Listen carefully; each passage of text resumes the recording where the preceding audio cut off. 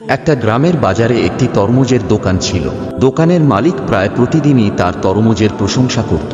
বলতো, এই তরমুজ খুব সুস্বাদু, মিষ্টি এবং দেখতে দারুণ লাল। একদিন দুই বছর বয়সী একটি যুবক তার দোকানের পাশে দিয়ে যাচ্ছিল। সে দোকানদারের কথা শুনে আগ্রহী হয়ে গেল।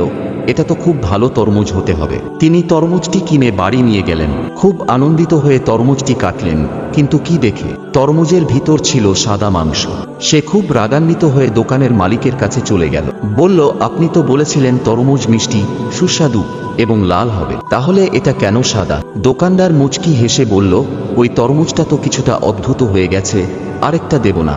যুবক তখন রেগে গিয়ে দোকানের সামনে বিছানা নিয়ে বসে পড়ল এবং একে একে সবাইকে বলল, এই দোকান থেকে তরমুজ কিনবেন না। এই দোকানদার মিথ্যা কথা বলে কেউ আর তরমুজ কিনতে এলো না, আর তরমুজের বিক্রি বন্ধ হয়ে গেল।